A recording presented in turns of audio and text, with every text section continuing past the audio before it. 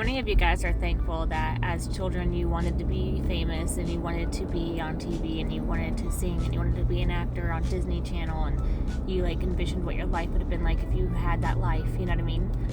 How many of you are thankful that you had an ordinary life where you could make mistakes without everybody judging every movement you make and every breath you took and every thought you had and every word you said and every post you ever posted? Aren't you glad that nobody was there to criticize every movement, every body image, every weight gain, every weight loss, every change to your face? Aren't you glad that you're aware of the dangers of how people can manipulate contracts? And if you were so excited to just sign the contract, you would essentially probably sign away your rights, sign away all of the things that you do are no longer your property. You don't make money on them. You would sign away so many different things. Aren't you glad that you have the wisdom now, if you were to ever step into the limelight now, if you ever did pop off, because it can happen to anyone, anytime, any age?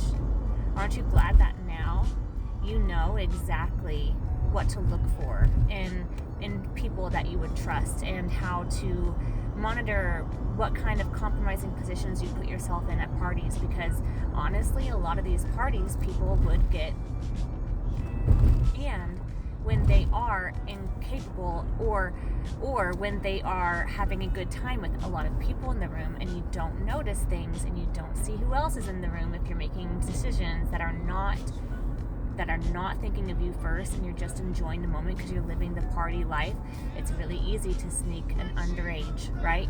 And get a picture because you didn't know, because there was a bunch of other people of age in the room. Do you know what I'm saying? And that's how so many of these compromising positions happen. They happen while people were under the influence of something they didn't want to take. And also, it could happen because they were under the influence that they were untouchable because they're famous. But people have agendas that are above you to control you, right? And now that you know these things, if you were to step into the limelight, you would be smarter, right? You would have your own hired law firm and attorney read over these contracts. And I wouldn't even do someone that is in the industry. I would go outside of the industry. I would leave that area because I wouldn't want people to be compromised by having agreements of their own to get me compromised. So I would have multiple people looking at contracts I sign to make sure that I'm getting the best out of my decisions. Also, I wouldn't put myself in compromising positions at parties, especially because even if you go with a friend, it's busy. I wouldn't allow myself to overconsume. And as a young adult, I've had the ability to be put to the test, put to the grindstone. How do I handle myself when I go out alone? How do I handle myself when I go out with friends? What drinks do make me end up randomly getting sick, and what drinks don't? How much is too much? Do you have the self-control to be able to be in control and not let other people manipulate you and then be able to have control over you?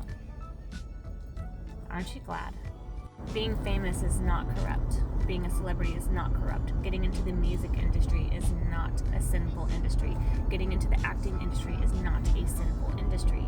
But being smart about who you connect with will keep you safe from the evil in the industry. And honestly, I think the industry is beginning to reshape, reform. I think there's going to be a bunch of new people who are the new voices and the new eyes and the new speakers, the new actors, the new singers, the new life. The industry needs new life, and I feel like the human race is evolving as a whole, which is why masks are falling off. I feel like spiritual walls are kind of coming down and people can start seeing the truth, and the truth is not something that's easy to see. But aren't you glad that you were not given what you wanted when you wanted it, because it wasn't rejection, but it was God's protection over you? And maybe you still have, if you have the calling and the purpose to be a singer, to be an actor, to be a motivational speaker, to be a writer, to be known worldwide, aren't you glad that you have the wisdom to know who you are?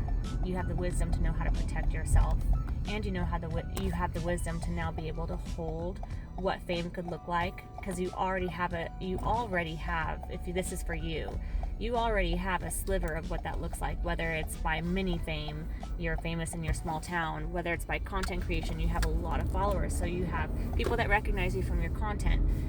the little steps of being able to hold that and then understand that not everybody's going to like you, not everyone's going to talk nice about you, not everyone's going to agree with you. Are you going to let that affect you? So those little training wheels of, can you handle it? Because God won't give you something that you can't hold on to. He will give it to you when you're ready to hold on to it. So whether it be I'm famous in a small town, or whether it be I'm famous worldwide, or whether it be I make an impact on the ones that mattered and that I was called to make an impact to.